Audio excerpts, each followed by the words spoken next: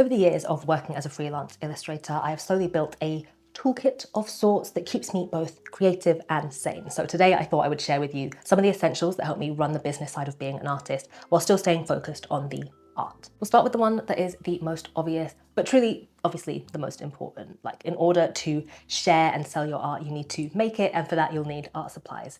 Now, obviously, this is going to be individualized to each artist and their process and style. But my tip here is to really curate a collection of core items that you go to again and again. Things that you love using, things that enhance your style. So for me, that is of course gouache, and I would say sketchbooks as well. You might appreciate having more of a portable setup. You might work on canvas or digitally, and it's okay to have more than one thing, but figuring out your hero art supplies can help save you time and money when it comes to figuring out what you're going to need and use. And to go along with that, my next tip is to have some fun with some bonus art supplies, things that you use here and there, something to add a little flair to your core style, or something that you use for art that you just make for yourself. You want to maintain a balance of enjoying your craft while you're trying to make a business out of it. So I love scrapbooking and journaling. It's a way to stay creative for me with a lot less pressure, and I like having something a bit more convenient to set up than paints. So sometimes that might mean pencils, or recently I've been dabbling in digital art as well. There are absolutely ways that you can share and promote your art without social media, and I will have a video or two linked below where people who do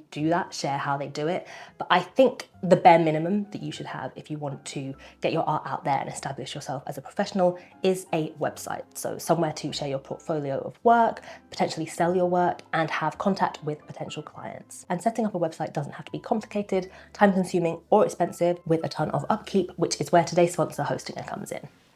So you know how you've probably been sitting on that idea or project thinking, yeah, I'll make a website for it one day. Well, this is your sign to just do it and make it look amazing while you're at it. I've been checking out Hostinger Horizons, and it is such a brilliant way to launch a website and get your work out there. It's an all-in-one AI tool that will build you a beautiful, mobile-friendly website or web app without you needing to touch a single line of code. You literally just type in a description of what you want, and Horizons handles everything: the design, the development, even writing if that's something that you want. So suddenly that idea in your head is a live working website.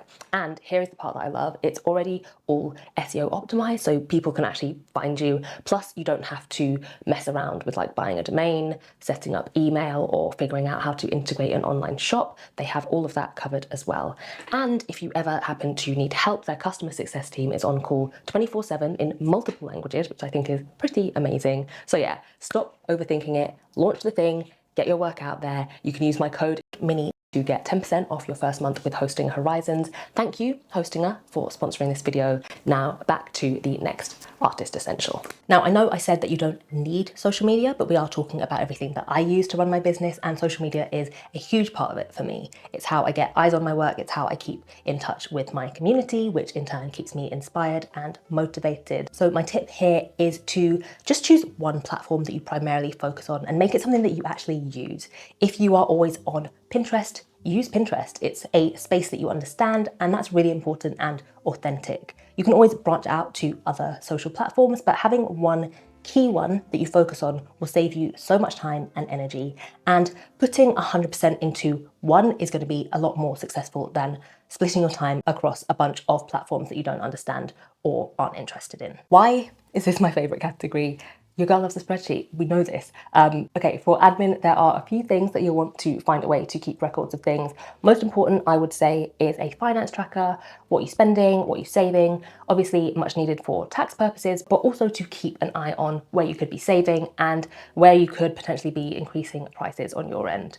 In one of my recent videos, people were shocked that I manually input my finances each month into a spreadsheet. And you don't have to do this. There are softwares that will do it for you.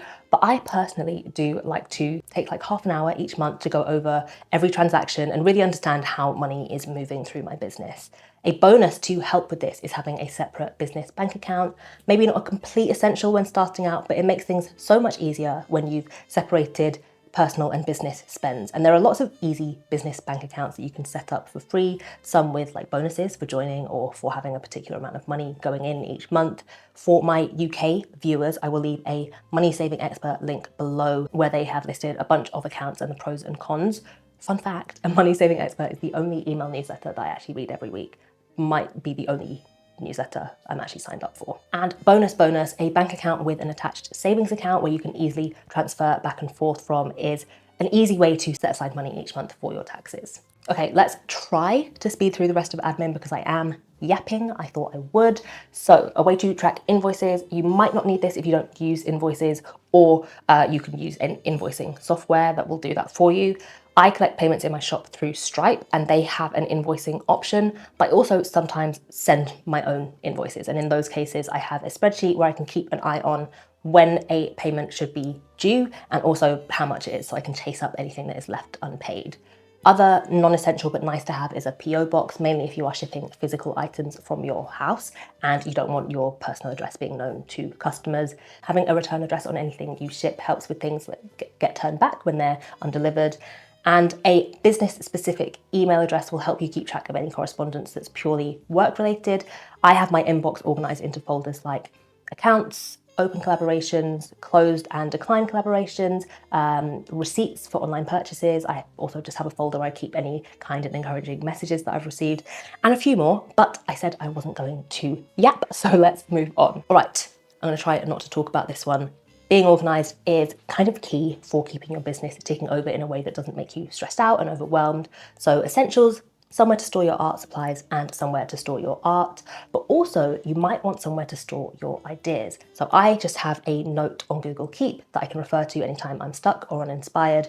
You could have a spread in your bullet journal, a Pinterest board, just whatever you're most likely to actually go to and can quickly get to whenever an idea pops up and you want to write it down. Similarly to invoice tracking, you might want a way to track the progress of your projects, particularly if you are working with a client. So things like Trello and Notion are great for this. I just sort of color code my Google Calendar in a way that is too difficult for me to get into now, but if you want a detailed look at my calendar in a future video, let me know. Which brings us very neatly to the final organization essential, which is a calendar. So physical, digital, whiteboard, notebook, whatever you will actually use it, log deadlines, break down your schedule, your goals, your creative sessions, schedule those in. Events obviously as well. If you can't tell, my calendar is my life. If you have an online presence or if you're talking with potential clients over email, you're going to want to be able to show your art. So a scanner or a camera or both is key. I use a really nice low profile scanner. I will have it linked below. It doesn't take up too much space, but it's more than enough to get good quality images of my work. To go with that, having some way to edit those photos or scans really helps. There is, of course, Photoshop, but also free tools like Affinity. When I first started out, I was using GIMP, but yeah, for a simpler option, maybe Canva. And something I think might be a bit underrated in this category is cloud storage. So I use Google Drive to back up everything, my videos, years worth of art, all of my past contracts and invoices. That stuff is also on a physical hard drive. Like after a while, you really don't want it bogging up all the storage on your computer.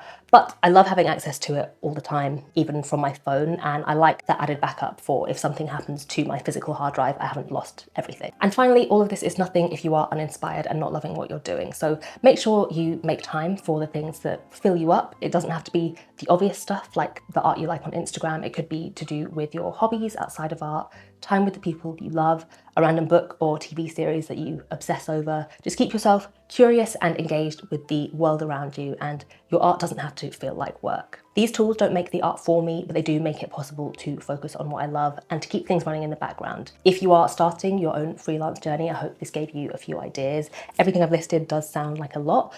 You can really pick and choose what will serve you. These are just the things that keep me sane so that I can keep creating.